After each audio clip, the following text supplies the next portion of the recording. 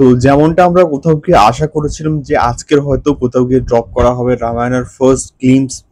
তো তার ডিউরেশনও কিন্তু আমি কিন্তু বলে দিয়েছিলাম গতকালের ভিডিওতে 3 মিনিটের কিন্তু কাছাকাছি হবে। তো কেমন হলো রামায়ণের প্রথম গ্লিমস বা প্রথম টিজার বা অ্যানাউন্সমেন্ট টিজার আমরা যাই বলি না কেন, সত্যি বলতে এটা একটা এপিক কিছু কিন্তু কোথাও গিয়ে আসছে। এবং যেভাবে টিজারটা শুরু হচ্ছে স্টার্টিং টু দ্য এন্ড, যেভাবে রামায়ণটাকে এস্টাবলিশ করা হচ্ছে যে Ramayana is our truth, hour history, যখন লেখাটা আসছে সেইটা কোথাও গিয়ে একটা প্রচন্ড হার্ট টাচিং একটা ব্যাপার, দেখতে ব্যাপক লাগে। এবং যেভাবে টিজারটাকে শুরু করা হয়েছে যে ব্রহ্মা বিষ্ণু মহেশ্বর, ব্রহ্মা বিষ্ণু এবং লর্ড শিবা, তারপরে যখন রাম এবং রাবণের যে যুদ্ধ, যে যুদ্ধের কথা আমরা ছোটবেলা থেকে জাস্ট পড়ে আসছি, শুনে আসছি, এবং ইন ফিউচারেও কিন্তু মানুষ পড়বে, শুনবে, জানবে সেই রাম রাবণের যুদ্ধ কেমন ছিল, কি বৃত্তান্ত, সেইভাবে আস্তে আস্তে কিন্তু সেটা এস্টাবলিশ করা হচ্ছে।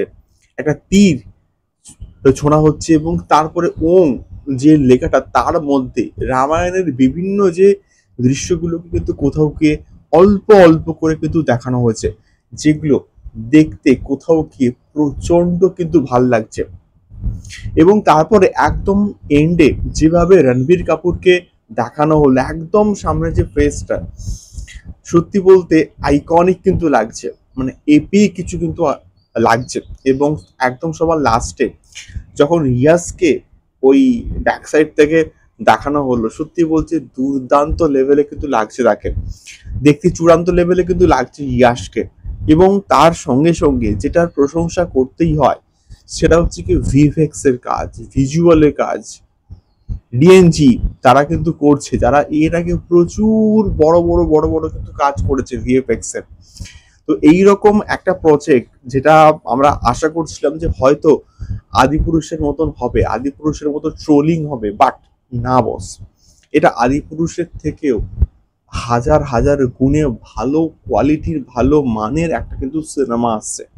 কোথাও গিয়ে ব্রহ্মাস্ত্রের যে ভিএফএক্স ছিল, সেই ভিএফএক্স কেও কিন্তু জাস্ট ছাড়িয়ে যাবে এই রামায়ণের ভিএফএক্স। এটা এইটুকু 3 মিনিটের মধ্যে আমরা যা দেখতে পাচ্ছি, রাম এবং রাবণের যে ক্ল্যাশটাকে, যেটা একদম লাস্টে দেখানো হয়েছে, সেই জায়গাগুলো ব্যাপক এপিক লাগছে।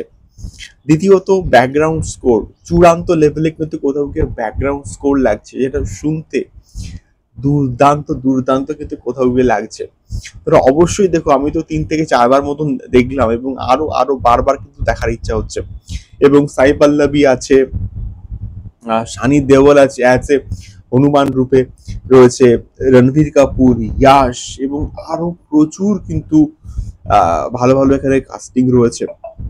তো অবভিয়াসলি এটা একটা দারুণ কিছু কিন্তু প্রজেক্ট আছে। এবং 2026 সালের প্রথম পর্ব এবং 2027 সালে কিন্তু দিওয়ালিতে পার্ট 2 কিন্তু কোথাও গিয়ে আসে। এবং তারা এটা কিন্তু মোটামুটি রিভিল করে দিয়েছে যে এক্স্যাক্টলি কবে কোন পার্টগুলো মুক্তি পাচ্ছে। ভালো হোক, ভালো কিছু হোক, এবং আরো ভিএফএক্স ইমপ্রুভমেন্ট আসুক। এবং ওটার অগস্ট মাস থেকে কিন্তু এটার সেকেন্ড পার্টে কিন্তু শুটিং স্টার্ট হয়ে যাবে, এমনটাও কিন্তু আমরা খবর পাচ্ছি। দেখা যাক কেমন হয় রামায়ণা। আশা করব সমস্ত কিছুর রেকর্ডকে ছাপিয়ে যাবে রামায়ণা। তোমাদের কেমন লাগলো অবশ্যই কিন্তু কমেন্ট করতে পারো। দেখা হচ্ছে পরবর্তী ভিডিওতে।